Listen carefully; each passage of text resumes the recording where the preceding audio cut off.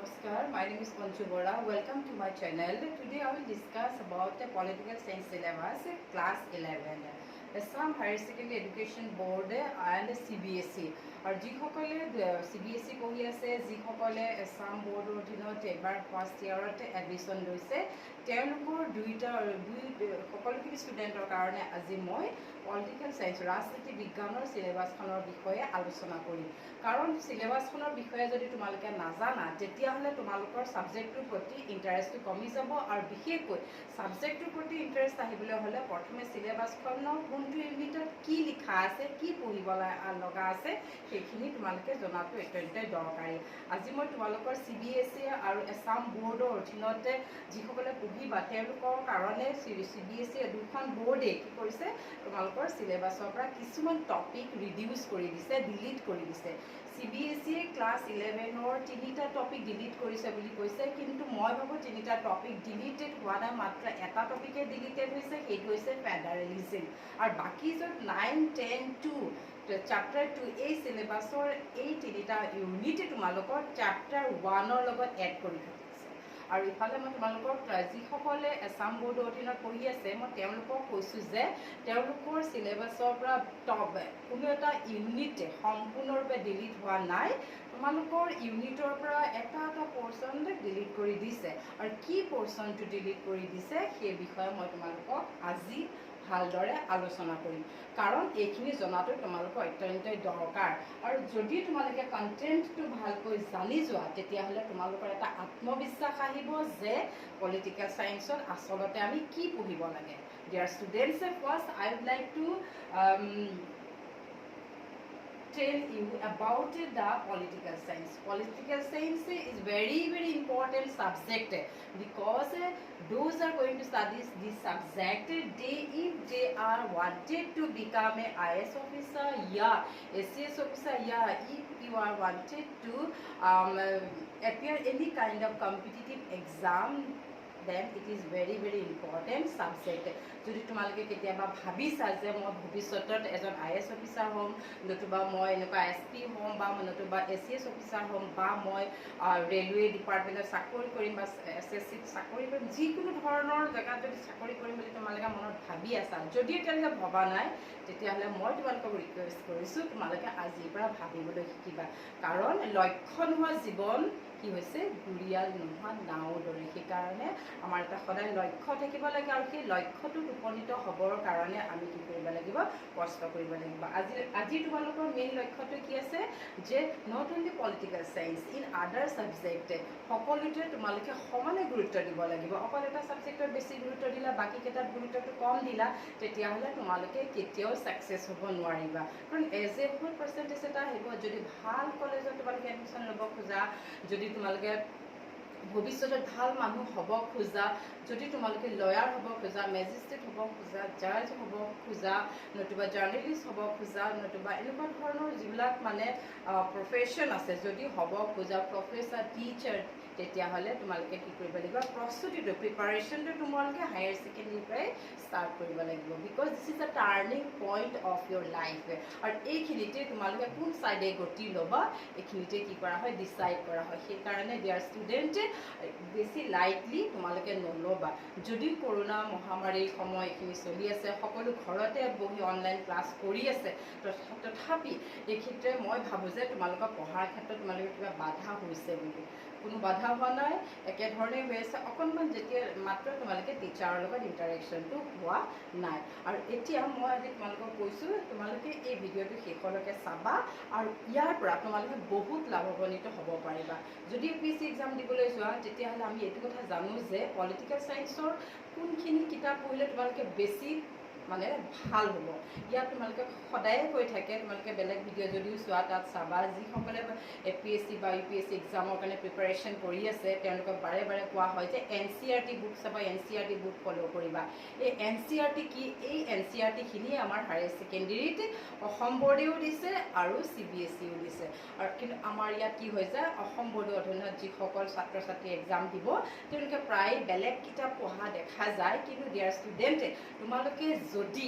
NCERT follow' কৰা তেতিয়াহ'লে যদি এনেকুৱা ধৰণে এক্সাম দিম বুলি ভৱিষ্যতত ভাবিছা তোমালোক বহুত বেছি লাভৱান্বিত হ'বা তেতিয়া হয়তো তোমালোকে গম পাই যাবা এইখিনি বস্তুৱে দেখোন আমি আগতে পাই আহিছোঁ ইয়াত অকণমান বেলেগকৈ পঢ়িব লাগে ৰেফাৰেঞ্চ বহুত বুক আছে বহুত ল'ব পাৰা মই ছাবজেক্টৰ লগে লগে চেপ্টাৰৰ লগে লগে তোমালোকক কৈ যাম কেনেকৈ পঢ়িব লাগে ঠিক আছে তোমালোকক অল দ্য বেষ্ট তেতিয়াহ'লে মোৰ ক্লাছটো আজি মই আৰম্ভ কৰোঁ So, political science divided to group. Okay, first তোমালোকে যেহেতু political science already সব এটা দুটা পৰীক্ষা তোমালোকে স্কুল বা কলেজৰ পৰা এপিয়াৰ কৰিছে চাগে অলপ হ'লে আইডিয়া হৈছে মোৰ ভিডিঅ'টো অলপ দেৰি হ'ল মই মানে ভবা নাছিলোঁ যে মই এনেকৈ ভিডিঅ' কৰিম বুলি কিন্তু শেষতে মোৰ এনেকৈ ঘৰত বহি মোৰো বেয়া লাগিলে সেয়েহে মই আৰম্ভ কৰিলোঁ So, political science divided to part group A, year part A আৰু part B.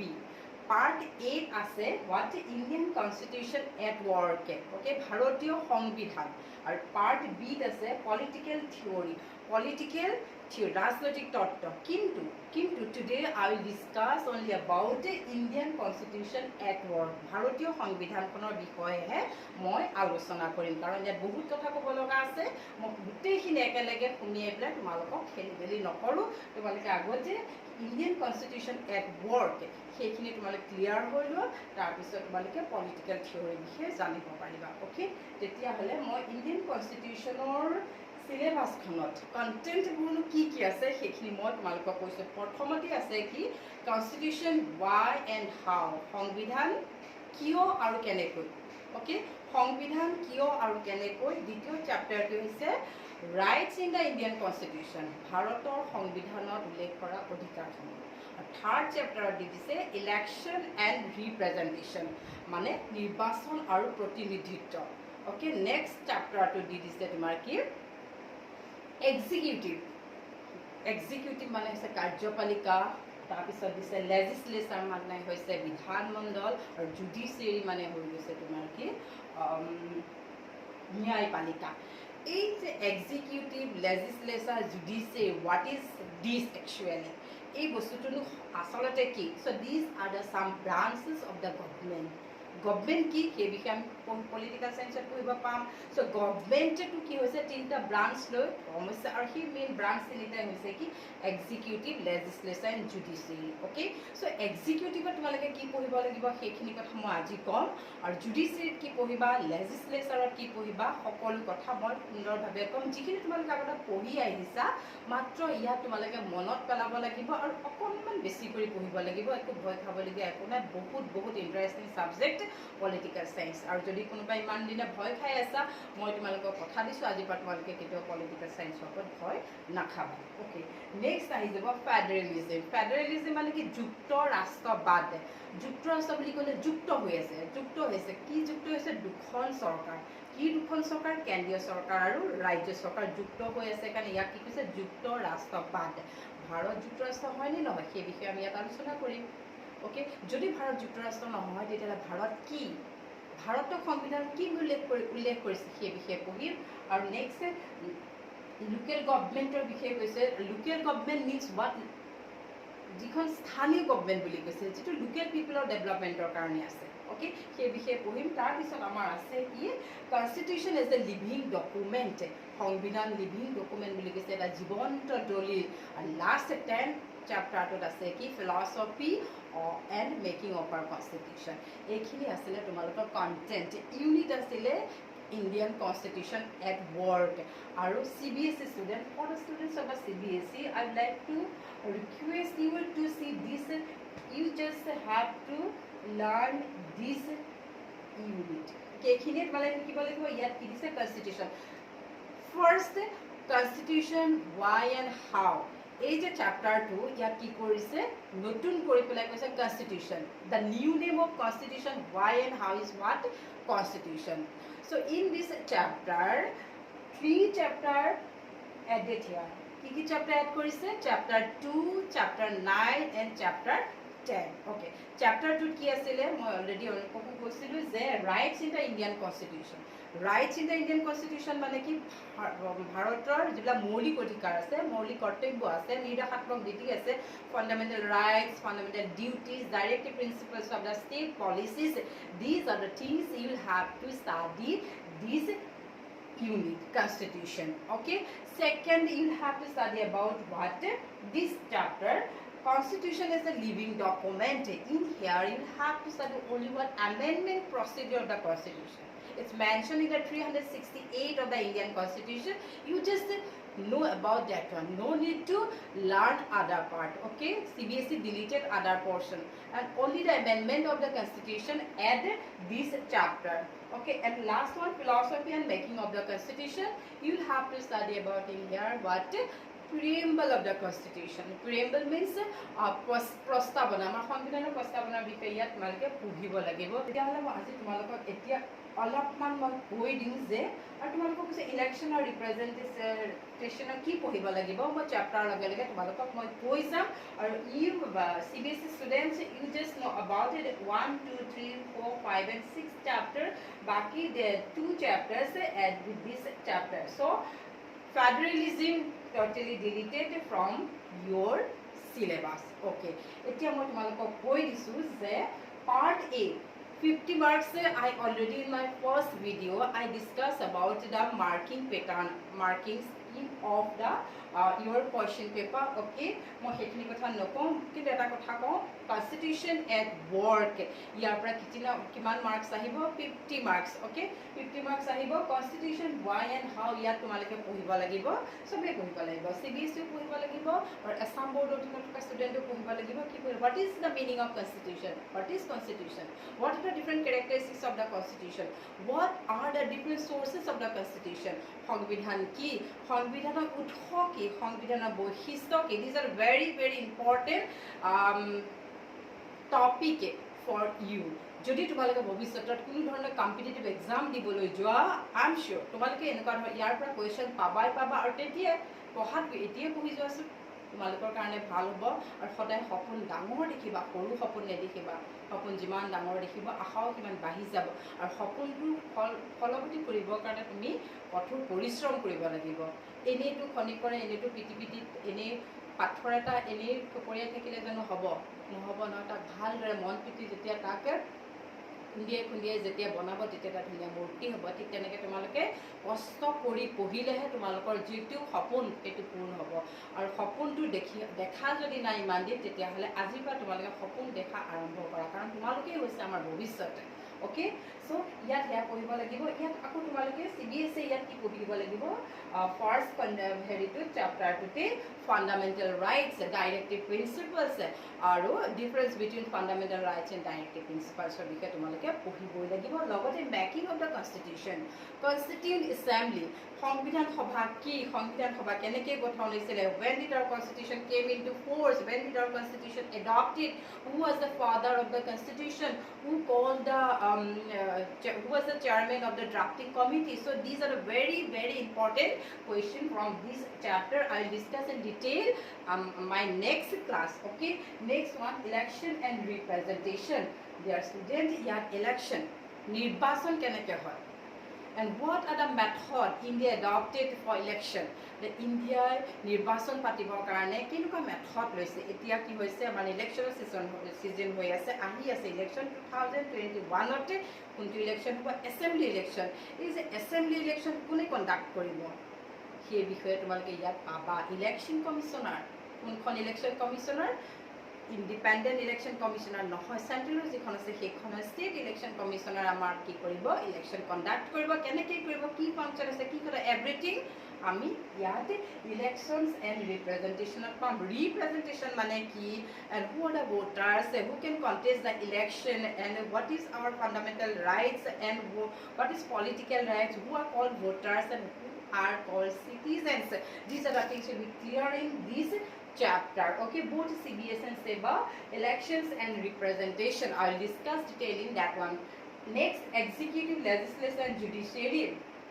Executive, legislature and judiciary both CBSE and SEBA board students তোমালোকৰ দুইটাই পঢ়িবই লাগিব এখিনি. ইয়াত কি পঢ়িম what are the different branches of the government.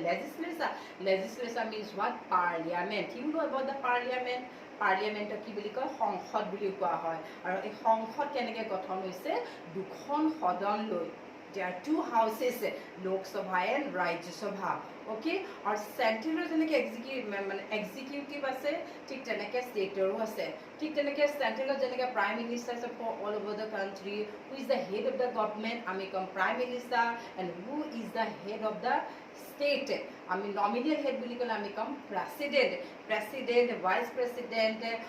Union council of minister এই সকলোবিলাক তোমালোকে পঢ়িবলৈ পাবা ক'ত এক্সিকিউটিভত আৰু এটা কথা কৈছে বিউৰ'ক্ৰেচি কথা কৈছে বিউৰ'ক্ৰেচি মানে কি এক্সিকিউটিভ ডিভাইডেড টু পাৰ্ট কাৰ্যপালিকাৰ দুটা ভাগত ভাগ কৰিছে পলিটিকেল আৰু নন পলিটিকেল পলিটিকেল এক্সিকিউটিভ বুলি ক'লে আমি কাৰ কথা ক'ম সেই কথা তোমালোকে ডিটেইল পাবা ইয়াত জানিব পাৰিবা বহুত ইণ্টাৰেষ্টিং হয় ভিডিঅ' চাই থাকিবা আৰু এটাও class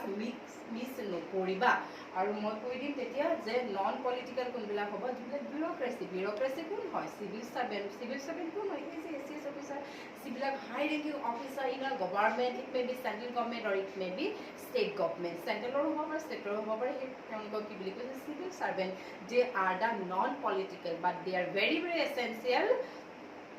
in our political system or next ahi jabo tomar ki legislature kolu executive kolu tar pisot hobe judiciary mane ki ন্যায়পালিকাৰ কথা কৈছে ন্যায়পালিকা বুলি ক'লে ইয়াত কাৰ কথা কৈছে সুপ্ৰিম কোৰ্ট আৰু হাই কোৰ্ট সাবঅৰ্ডিনেট কোৰ্ট এইবোৰৰ কথা কৈছে যিয়ে আমাক ন্যায় কৰে যিয়ে আমাক বিচাৰ কৰে যিয়ে